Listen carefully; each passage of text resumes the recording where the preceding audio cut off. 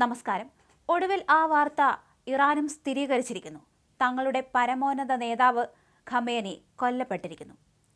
ഇറാനിലെ ഇസ്രായേൽ ആക്രമണത്തിൽ Ali Khamenei കൊല്ലപ്പെട്ടു എന്ന വാർത്തയാണ് ഇപ്പോൾ ഇറാൻ സ്ഥിരീകരിച്ചിരിക്കുന്നത്. നേരത്തെ ഈ ഒരു വാർത്തയെ അവർ തള്ളിക്കളഞ്ഞിരുന്നു.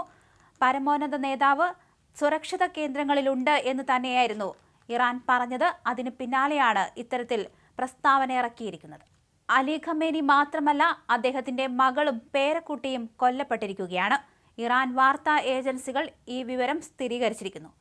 മിഡിൽ ഈസ്റ്റിലെ രാഷ്ട്രീയ സാഹചര്യങ്ങളെ മുൾമുനയിൽ നിർത്തി ഇറാന്റെ പരമോന്നത നേതാവ് ആയത്തുള്ള അലി ഖമേനി കൊല്ലപ്പെട്ടതായി അമേരിക്കൻ പ്രസിഡന്റ് ഡൊണാൾഡ് ട്രംപാണ് ആദ്യം പ്രഖ്യാപിച്ചത്. അമേരിക്കയും ഇസ്രായേലും സംയുക്തമായി നടത്തിയ അതിശക്തമായ വ്യോമാക്രമണത്തിലാണ് ഖമേനി കൊല്ലപ്പെട്ടത്. 37 വർഷമായി ഇറാന്റെ സർവാധിപതിയായിരുന്ന ഖമേനിയുടെ അന്ത്യം മേഖലയിൽ വലിയ യുദ്ധഭീതി പടർത്തിയിരിക്കുന്നു. തന്റെ സോഷ്യൽ മീഡിയ പ്ലാറ്റ്ഫോമായ ട്രൂത്ത് സോഷ്യലിലൂടെയാണ് ട്രംപ് ലോകത്തെ ഈ വിവരം അറിയിച്ചത്. ഖമേനിയെ ചരിത്രത്തിലെ ഏറ്റവും ക്രൂരന്മാരിൽ ഒരാൾ എന്ന് വിശേഷിപ്പിച്ച ട്രംപ് ഈ സൈനിക നീക്കം ഇറാൻ ജനതയ്ക്കും ഖമേനിയുടെ ഇരകളായ അമേരിക്കക്കാർക്കും ലഭിച്ച നീതിയാണെന്ന് അവകാശപ്പെട്ടു. ശനിയാഴ്ച പുലർച്ചെ ടെഹ്റാനിലെ ഖമേനിയുടെ ഔദ്യോഗിക വസതിയും ഓഫീസും ലക്ഷ്യമിട്ടായിരുന്നു ആക്രമണം.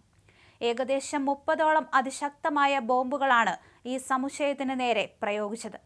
ആക്രമണത്തിൽ കെട്ടിടങ്ങൾ പൂർണ്ണമായും തകർന്നു.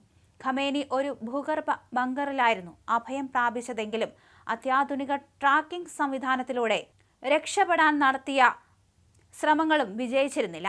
കെട്ടിടാവശിഷ്ടങ്ങൾക്കിടയിൽ നിന്നാണ് ഖമേനിയുടെ മൃതദേഹം കണ്ടെടുത്തത്. മൃതദേഹത്തിന്റെ ചിത്രം ട്രംപിനും ഇസ്രായേൽ പ്രധാനമന്ത്രി ബെഞ്ചമിൻ നെതന്യാഹുവിനും ഉദ്യോഗസ്ഥർ കൈമാറി. ഖമേനിക്കൊപ്പം അദ്ദേഹത്തിന്റെ മകളും കൊച്ചുമകളും കൊല്ലപ്പെട്ടതായി റോയിട്ടേഴ്സ് റിപ്പോർട്ട് ചെയ്തിരുന്നു.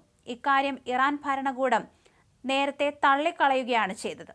ഖമേനിയുടെ വധത്തിന് പിന്നാലെ ഗൾഫ് മേഖലയിലാകെ സംഘർഷം പടർന്നു പിടിച്ചു. ഇസ്രായേലിന് പുറമെ Qatar, Bahrain, Saudi Arabia, UAE തുടങ്ങിയ രാജ്യങ്ങൾക്ക് നേരെയും ഇറാൻ പ്രത്യാക്രമണം നടത്തിയതായാണ് വിവരം.